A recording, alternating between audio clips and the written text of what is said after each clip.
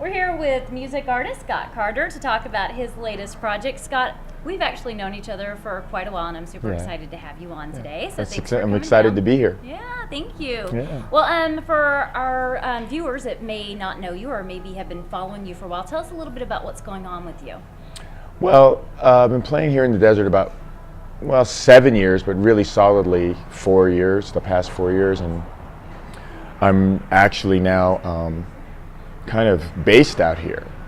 So I've been playing a lot at the Village Pub, which is right down the street from where we are. One of our favorite places. Oh yeah. I've seen you there many times. Yeah, the Village Pub. So I play there every Sunday afternoon. I've been doing that for a long time now, at least. And that's more your solo acoustic gig, right? It's a solo acoustic. I sing a lot, play some instrumental things, but it's on the pub Sunday afternoons, like between 1 and 4, and then the past year I've been working at Hog's Breath Inn, which is Clint Eastwood's restaurant, that's a part of the Kaiser restaurant. Group. And I do solo.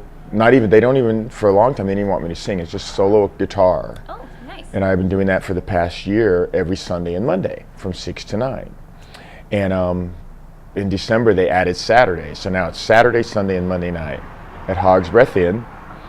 And which is Old Town La Quinta. Old Town, in Old Town La Quinta, up in the Cove. And right, it's a very pretty spot. And for those that don't know, it's associated and affiliated with Clint Eastwood. When you walk in and there's his pictures everywhere from the movie scene. It's a really neat place. Yeah, Clint's one of my favorite actors.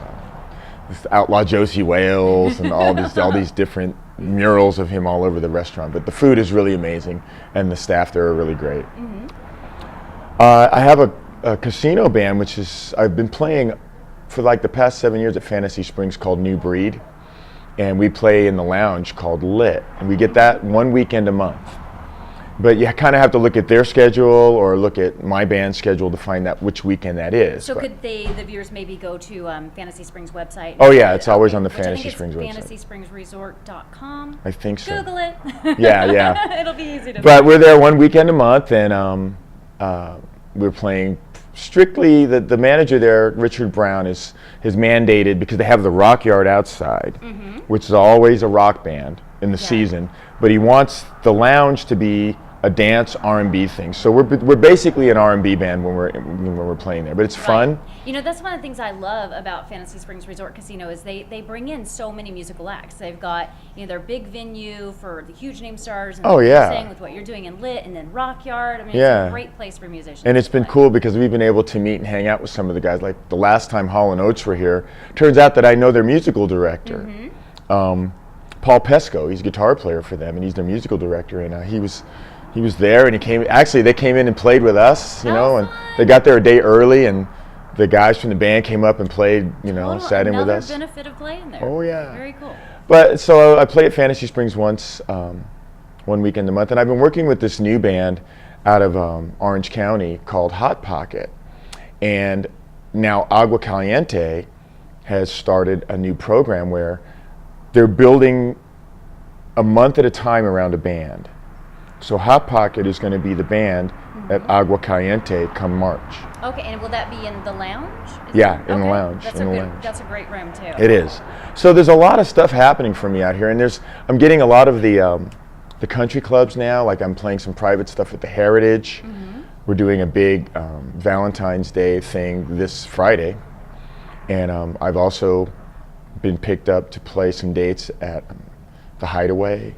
Nice. And the Palm Desert Country Club. So things are just really opening up for me out here. Well, because you are so busy and you're playing at so many different places, do you have a place where people can go to see what you're doing and where you're going to be, whether that's Facebook or a website, anywhere where they Well, the website is newbreedband.com, but it's under construction. And another website I'm working on is scottcarter-music.com.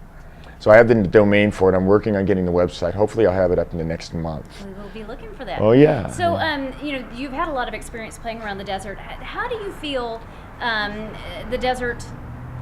Where do you feel like the desert is going with music and being a place where live bands can play? Does it seem like there's more places where bands can play, or is it harder to get gigs? I mean, what does that seem like? I don't know if there are more places to play. I think that that one's talent kind of determines how much they work. Not necessarily tooting my own horn with where this is concerned, because I'm from Huntington Beach, San Diego, and I lived in San Diego in the 90s when there was a just raging music scene in San Diego. It's all dried up. There used to be a radio station there, a smooth jazz radio station, which was, they did some national stuff, you know, on the weekends. Art Good would do, and he was a major DJ there. He would interview like these major smooth jazz stars like David Sanborn and George Benson. That radio station has gone away now. And they used to do the street scene in San Diego, Right. where it was touted as the largest concert music event this side of the Mississippi back then in the 90s. I don't know if it's bigger than Coachella is now, but it was huge. I used to play for some of those, like some of there would be the national acts on all these stages around downtown, and then the local guys would get to play some of the bars, so it was a really big deal. That's all gone away. Right. I used to play at a place called Hurricanes 2 blocks in from the pier in Huntington Beach, and it's all gone to DJ. You know, it's like, it seems like the younger people, no offense to anybody young looking at this, but it seems like the people who are under 30, they don't really want to support live music anymore, unless they're going to see like CeeLo Green or, but at that level. When it comes to local music, even if they're good, they don't really seem to support that, especially at the beach. And I will decide where I'm going, like if they have a live band, because for me that's what I like. I love going into whether it's a bar or one of our nightclubs and hearing and seeing the bands perform. Yeah. I just think it adds so much more excitement to any room. So I'd love to see even more of it. I agree, and I didn't come out to the desert thinking that it was going to become a mainstay for me, but it's just sort of, it's happened. It's like, I'm glad. Thank you. I've always liked seeing more of you. Well, the people out here just appreciate live music more. They just do. Yeah.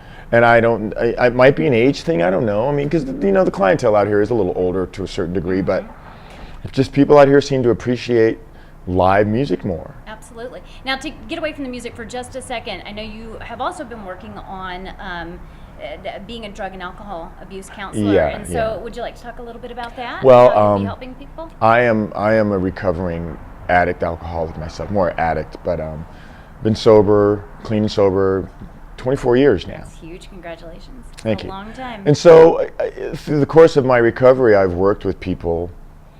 By proxy, people come to me, they know that I do this, they ask me, sometimes they come for my counsel, and I finally just decided that it was time to get the license, to become a true licensed counselor. It's not like I've learned a lot in school, it's not like I have counseled people, and it's not like I didn't have good counsel for them. I'm just making it official. Right.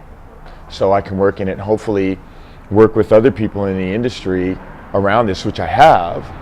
I work for a company per diem called Hired Power out of Huntington Beach, and they put me with various artists, and it's really high end. Like, I've been with some major TV stars trying to help them with some, I can't mention their names because of confidentiality, but tell us. Yeah, right. You would love to know. It's all that dirt. But I have worked with a lot. I have worked with a few, and it's just really sad because, you know, recently a lot of people have heard about the Philip Seymour Hoffman story. Yeah, what a tragic story there. And he dying from a heroin overdose. And he had been clean and sober. Yes. Was it like 12 years or something Yes. like that? And then just did that one relapse over a period of time, which was maybe the last year or so from what I've been reading. Yeah. And then just to have that happen. So Right. it's very sad. And a couple of the stars that I were with is the same deal. You know, it seems like in the artist industry, whether it's acting or music or anything that's artistically based, you know, we sort of fall into that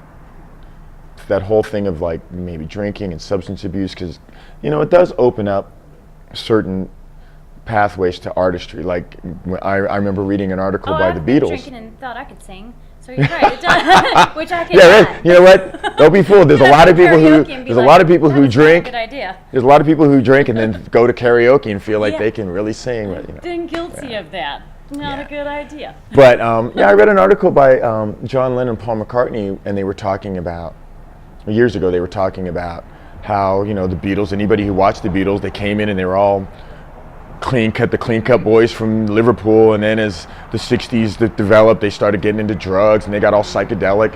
And they did talk about how it did open up their minds to be creative, but, you know, after a certain point, the creativity thing stops and then it becomes a crutch and a hindrance. Right.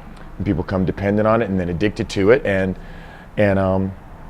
heroin and cocaine and crystal meth, even alcohol, it's no joke. After a while, you know, people die from that. Right. People can die from that. So. Well, congratulations on Thank you. 24 years and being able to help people with that too. Yeah. And again, get that site up and going soon, so Yes. we can find out more about where you're going to be. And as you mentioned, Fantasy Springs Resort Casino, they can find when you're going to be playing there. Well, the sites are, there's newbreedband.com, not new bread, breed, all one word, newbreedband.com. Then there's another website that I'm working on, scottcarter-music.com. And then if you want to be my friend on Facebook, which is what I'm doing right now. That's a great way to get the word It out. is. It's a great way. You can go to Scott C. Carter on Facebook and find me there. Perfect. All right. Well, thank you so much, Scott, for coming down and hanging out. And I always look forward to Thanks your for having me, performances Val. It was around great. town.